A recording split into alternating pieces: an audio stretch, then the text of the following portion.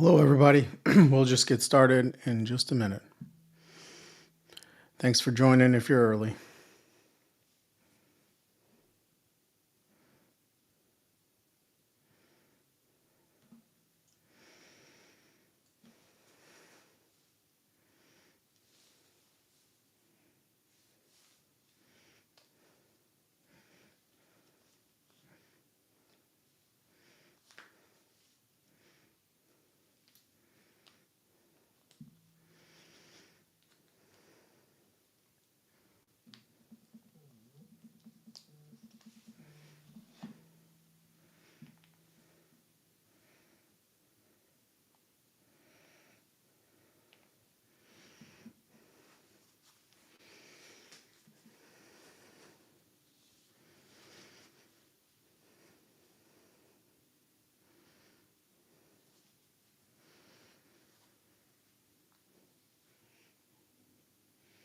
All right, let's go ahead and get started. Well, good afternoon, everybody. My name is Nick James. Today is June 11th of 2025, and we're going to be covering a very important topic today. Decoding TRAIGA. Perhaps some of you have heard of it. It is Texas's new Texas Responsible AI Governance Act. This bill is far-fetching. I say that in the kindest way, and we'll go over what it means to deploy and support responsible AI, and we'll go over what this really means for you today. If you have any questions, I encourage you to put it in the comments. I'll try to get to them towards the end. But as I said, thank you for joining me today. So a little bit about me. My name is Nick James. As I said, I am the founder and principal AI consultant, chief AI officer of WhitegloveAI. I'm also the co-author of the handbook for chief AI officers. I co-authored that with Ken Huang and I forget the other co-author's name. But please check us out on Amazon if you're interested in that book.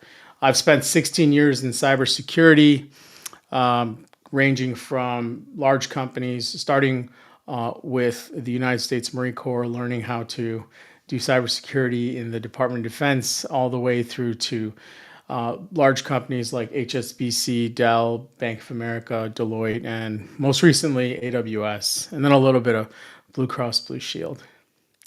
I was also the original author of the AI Adoption and Management Framework, which is a framework that WhitegloveAI has put together and released out to the public and to the community as our open source contribution. It's absolutely free to use. It is licensed on a Creative Commons license. It's a share alike and attribution license. All that means is that if you decide to take it and then perhaps create your own version of it or a remixed version of it, you just have to reattribute it back to WhitegloveAI. But please use it. It's a free resource. It's out there. You can find it at aiamf.ai. We also have quite a few co-authors like Jason Hess and Dr. Donnie Wendt, who's on our team, who put in a lot of time, blood, sweat, and tears into that document. It's highly comprehensive. Obviously, does not encompass TRAIGA since it was released prior to the release of the bill, but in version 2, we'll make sure to cover TRAIGA. As a company, we've led a number of high-impact projects from a lot in public sector, surprisingly, with local municipalities, independent school districts like Anna. I see our friend Ted Mackey's on the live stream right now, all the way to oil and gas, to large financial services. So we have a very varied experience amongst a number of highly to medium regulated industries in deploying safe, secure, and responsible AI. And we also like to, based on our composition of the AI Adoption Management Framework, we like to advise on safe, secure, and responsible AI adoption based on international standards and frameworks like ISO 42001, which is the AI management system from ISO. the NIST AI risk management framework, and obviously today we're going to be talking about TRAIGA. Moving right along. Okay, some of the facts about what we're going to talk about today. So what is WhitegloveAI? What's our mission? We're a managed AI service provider and an AI consulting firm. Our mission is to empower organizations to adopt secure, responsible, and scalable AI solutions. It's simple as that. We want to be your trusted AI adoption partner. We want to help you do it right. And we want to ultimately de-risk your investment in a very new, emerging, and potentially risky technology, if not put in the right hands. Today's focus is going to be on the Texas Responsible AI Governance Act, HB 149.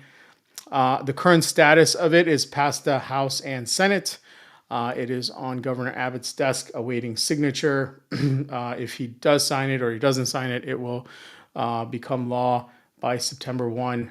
The effective date is the enforcement date, when you can get essentially the date after in which you can get in trouble if you don't comply with it. That is January 1 of 2026. So September 1 is the quote unquote effective date, rather, and then January 1, 2026 is the enforcement date. So you really got the rest of this year to come into compliance, and we'll go over what that means. Our goal today is to really clarify what TRAIGA requires. Most importantly, does it affect you, who it affects, and how to turn compliance really into a competitive advantage, because we at WhitegloveAI really do believe that responsible and secure AI adoption, use, and deployment is the most commercially responsible way of leveraging artificial intelligence.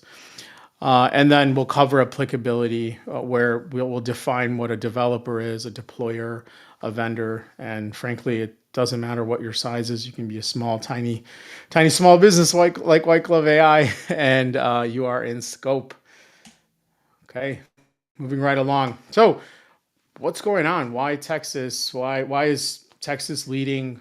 I think, in this bill, from a regulatory standpoint, huge shout out to the Texas Emerging Technology and Artificial Intelligence Committee and Representative Capraleone for his leadership in helping draft and champion this bill.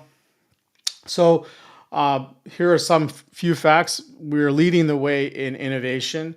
As you know, a lot of the innovation that have come from other epicenters like Silicon Valley or New York have really migrated into the beautiful city of Austin. And now up here where WhitegloveAI is based in Frisco, Texas, and McKinney, Texas, we're seeing a lot of that same dynamics happening up here.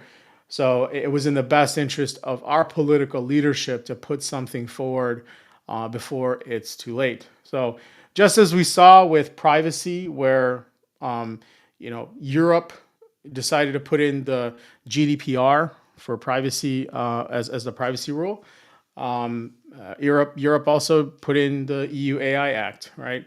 And so Europe is very regulation heavy, I should say, not in a bad way. However, the United States, just like in privacy, has decided not to act at a federal level. And I'm not sure if they will act at a federal level based on the actions of the current administration. Not good nor bad, okay? That's why we're purple. It doesn't look like we're going to have a overreaching federal regulation around responsible AI, but rather states are really going to take the responsibility. Just like, once again, going back to privacy, New York developed the NYDFS, California developed the CCPA, and so on and so forth. Now in AI, Colorado's released their own AI law, and now Texas. I know there are a few other states that I haven't mentioned. Public trust. So I think there is a growing fear of, will AI take my job? That's number one. Number two, how is AI being used to improve the surveillance of me, whether it's by government or by big tech? I think there is this sort of internal worry that maybe no one's voicing, because the hype cycle is just so real when you're in it. even when you're outside of it, perhaps you're ignorant to it, and not in a bad way. Once again, you just perhaps it hasn't touched you yet. But I think there's this ever-growing fear because AI is just always on, doesn't sleep. It can now think above a PhD level human or a group of humans. And so the public trust really stems from surveillance. And then from that surveillance, really, are the models preventing discrimination, bias against large groups of people that look a specific way or hold certain attributes, and then the downstream abuse of that bias and discrimination. So really, TRAIGA is meant to set a set of guardrails, innovation with guardrails, I like to say, to minimize the impact of such implementations. And so, like I said earlier, innovation with guardrails. They've actually made some really cool provisions, and I didn't see this coming, but the AI Council here in Texas actually put a sandbox program together where you can come in and experiment, right? Experiment in a sandbox environment, which means that there's no public exposure. You're minimizing the risk of it making a public impact. And so that's something we'll cover on a little bit later. We're going to do a few webinars on this, but that's something I'm really excited about. And Representative Caprileone says Texas aims to lead the country in AI safety, ethics, and practical innovation. I love that. Okay, so who's in scope? Should you be worried? Yes.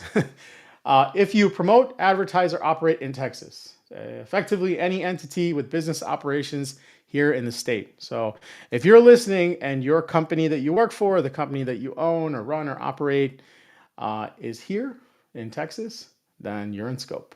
Okay. If you offer, now this is where it kind of people are like, what, for real? If you offer products or services used by Texans, even if it's remotely, you could be at a company that's based in Oregon, but you have Texas users. You've now come under scope and scrutiny of this bill to be law.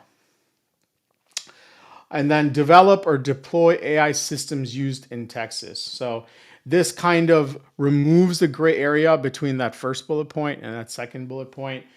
So this includes platforms like embedded AI tools and third-party integration. So if you're not a traditional AI software provider, you develop software, but all of a sudden now you want to stay competitive in your field and you've now integrated AI, let's say, I don't know, you added a neat little content generation tool with the little the sparkly button, and they click it, your user clicks it, and all of a sudden, I was actually at breakfast yesterday with a really terrific founder of a company who provides software to schools, and they put AI into their system.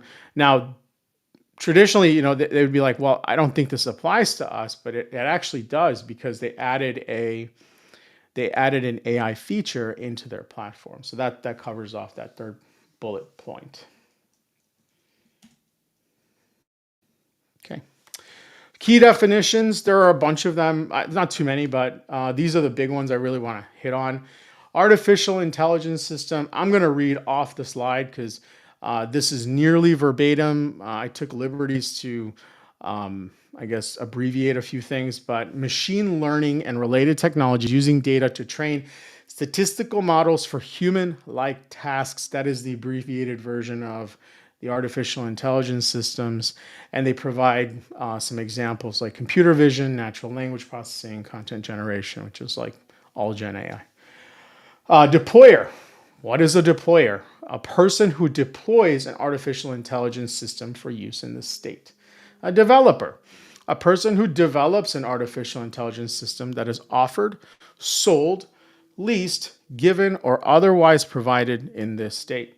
And finally, consumer is a Texas resident acting in an individual or household context, not a commercial or employment. Okay.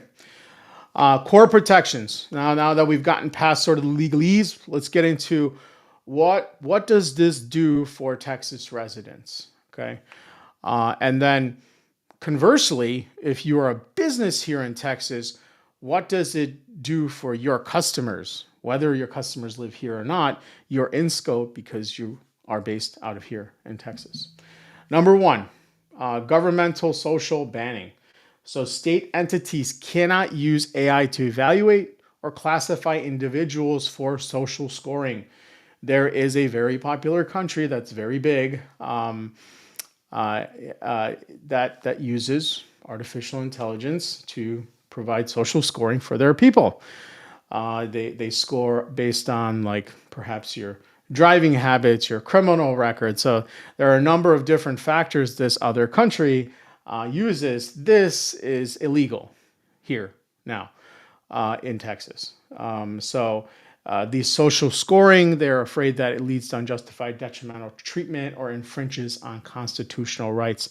So it's a reinforcement of your personal agency and reduces your worry of being applied a number on top of your identity to allow you or disallow you to do certain things in society. That's what social scoring is typically used for. There is a form of social scoring that we're kind of already used to. It's called your credit score, right? I don't know what the impacts of the Equifax's, the credit unions. Obviously, this is particularly pointed directly at state agencies, so they wouldn't be in scope.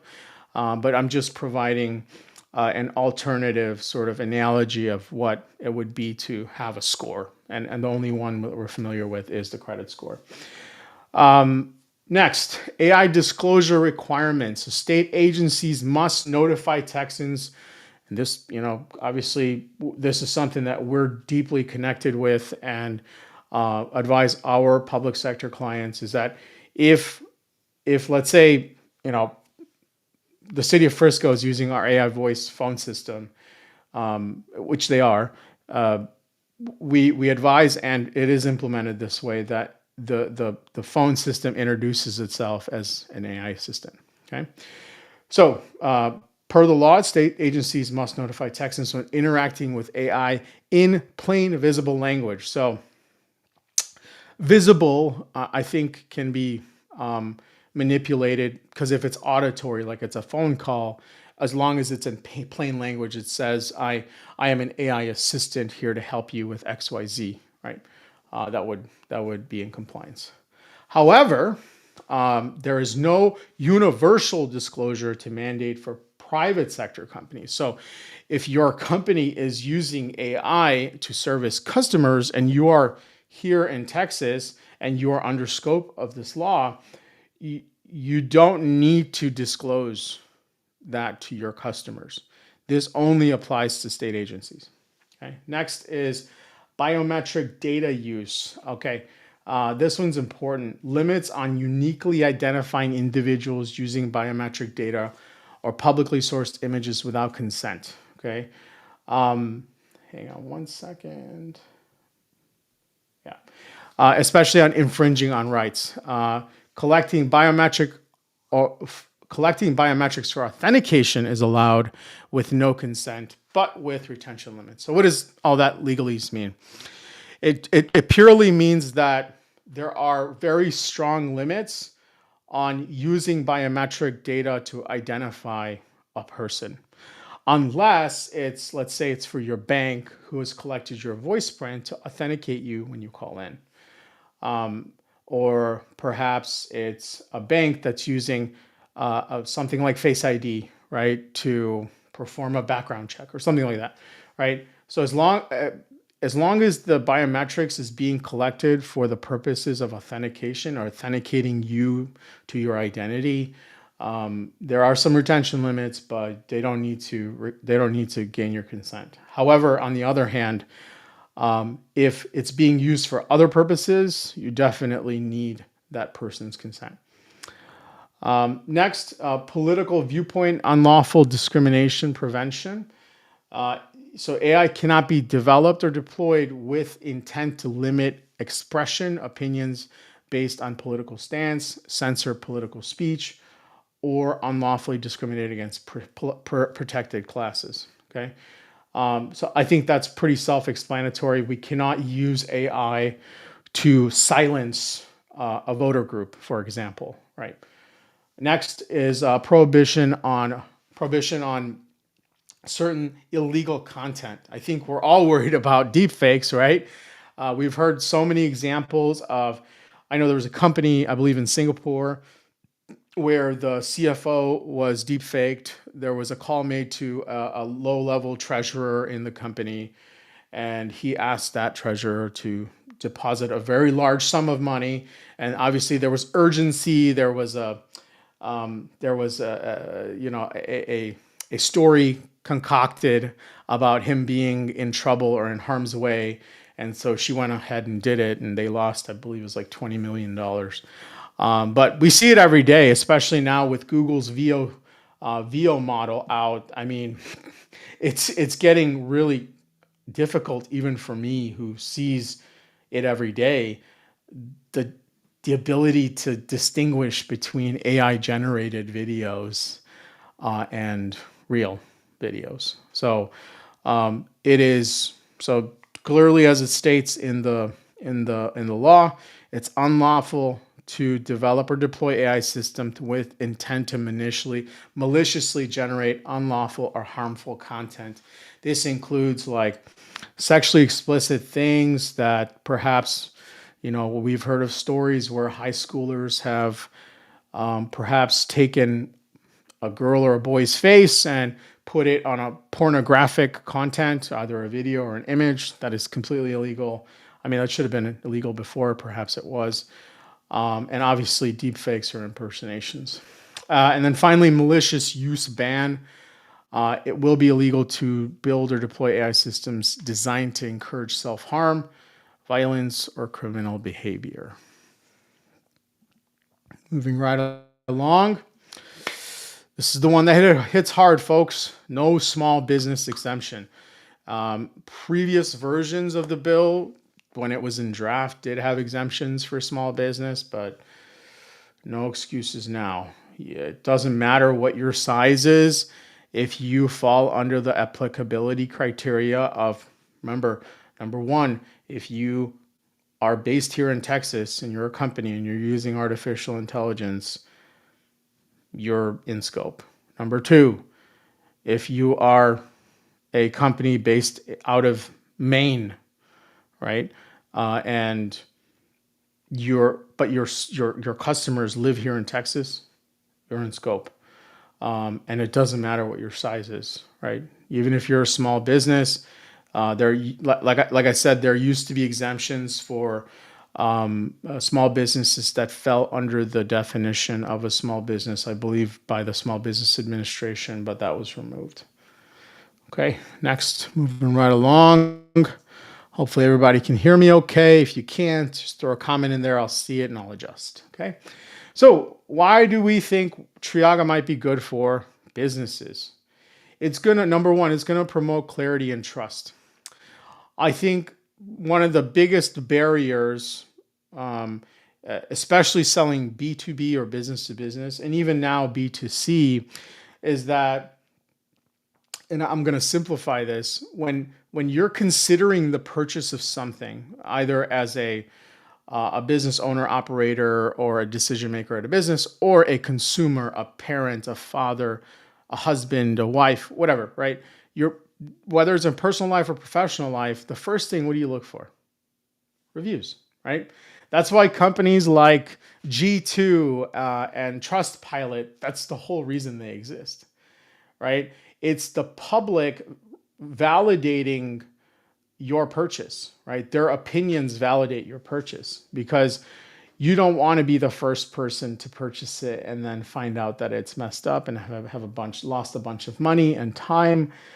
So what TRAIGA does is that, and I don't know if there's going to be certifications. It might be more like HIPAA, where you're HIPAA compliant, but you can't actually certify against it. The same goes for NIST. You can be NIST compliant, but you can't certify against NIST. But perhaps there will be a sort of a secondary market of independent auditors that come in, right?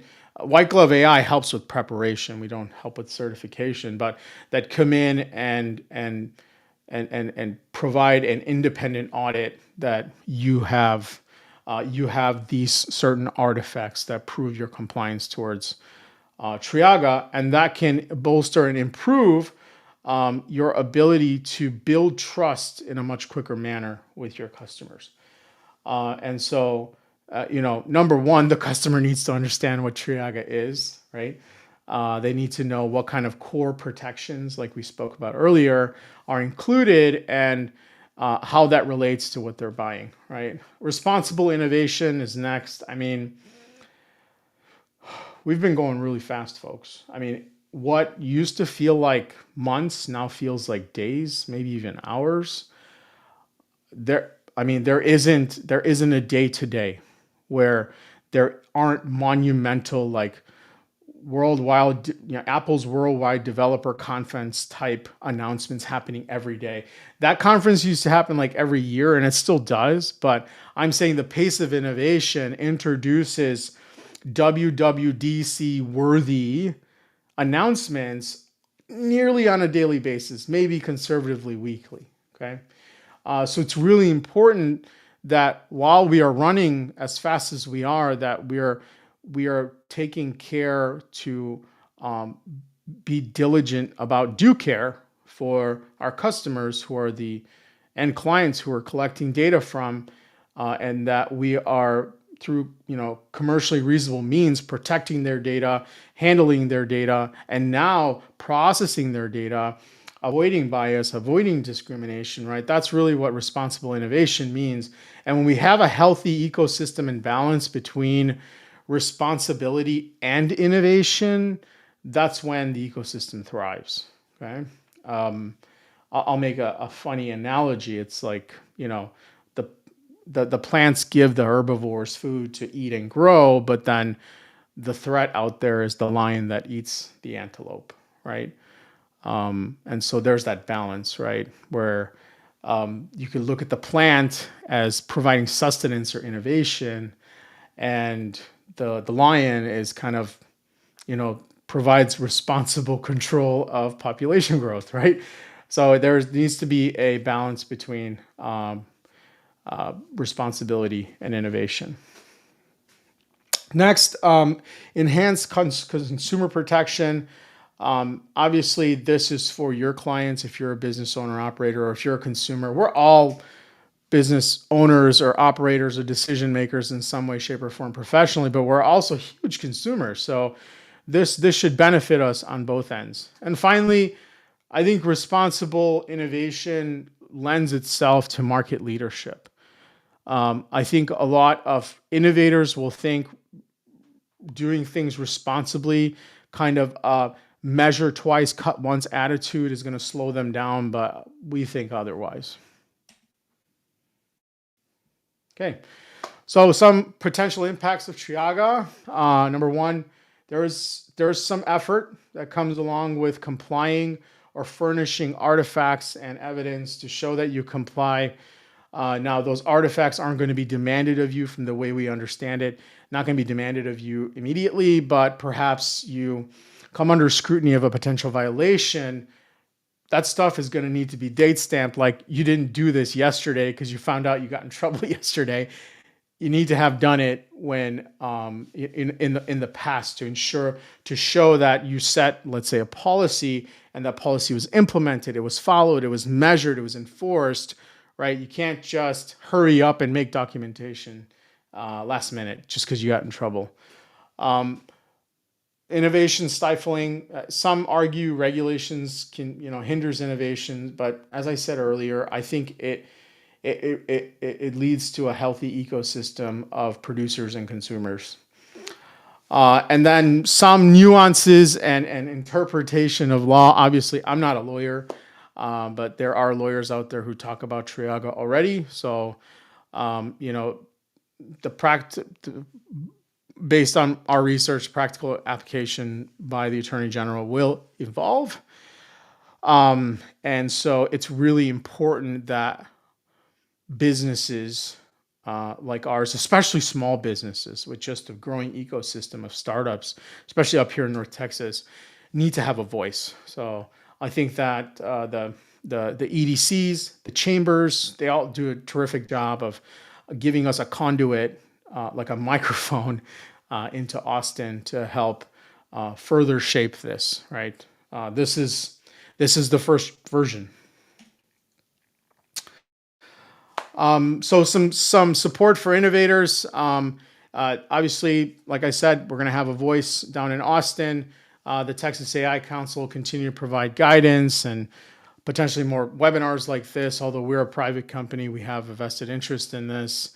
And then the regulatory sandbox program, which I think is really neat and was very forward thinking, frankly. Like normally it's like, hey, do as I say, right? And figure it out. But they're actually giving us mechanisms to safely test before we deploy and get in trouble. So closing out, rounding off, I wanted this to be short, crisp, because there's more to come. How can WhitegloveAI help you get TRAIGA ready? We have some really cool news. We've put together what's called a TRAIGA triage center. I know, I love the T and the T. So the TRAIGA triage center has a number of different resources, including that readiness assessment.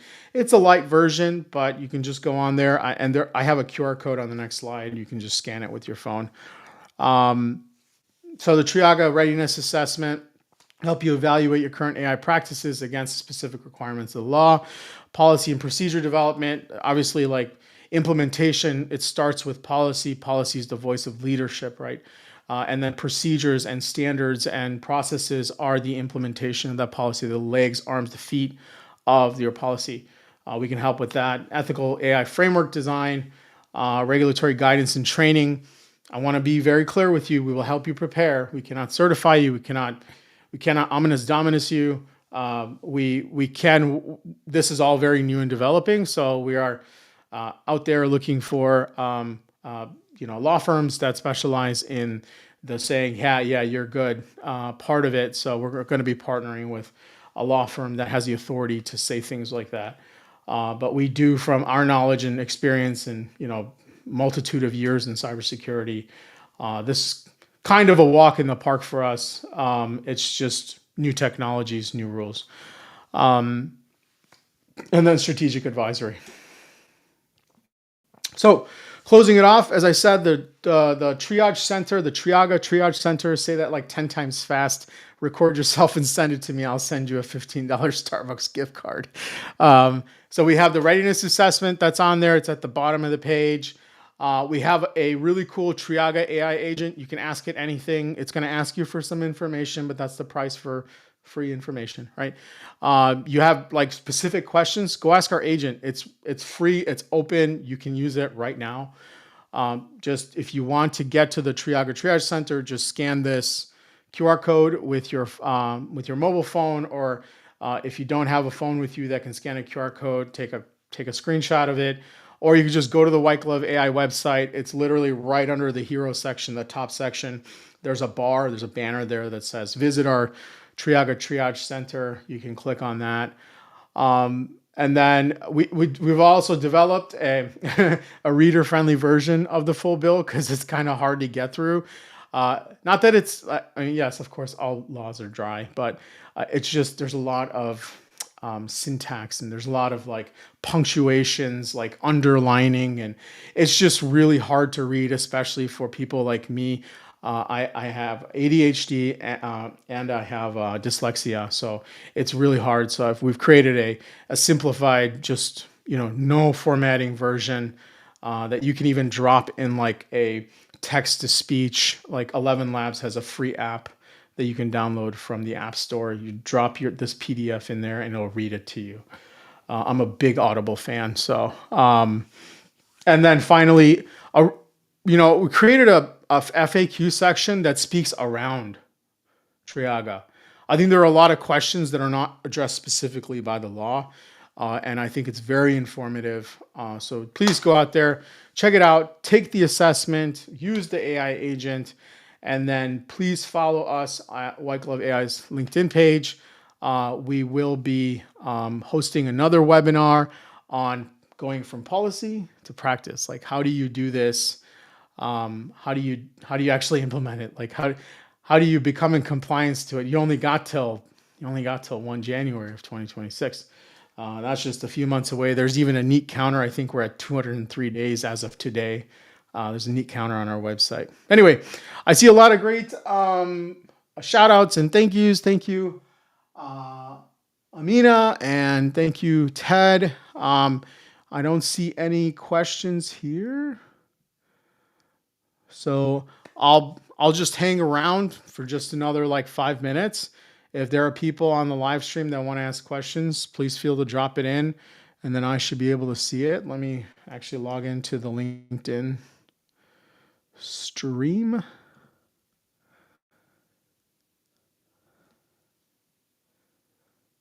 Any questions, drop them in.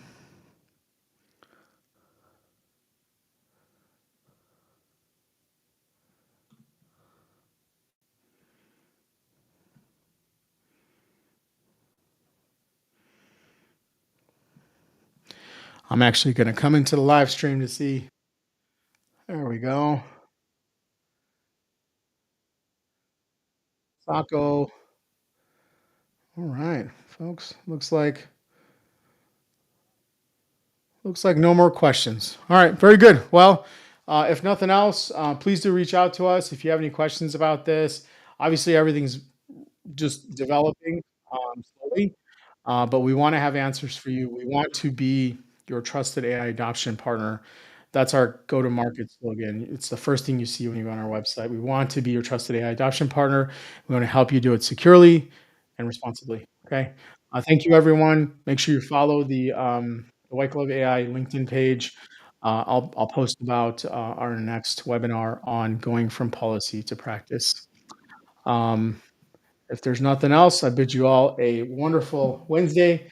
It's hump day. You're almost through the week. You're going to get through it. Thanks, everybody.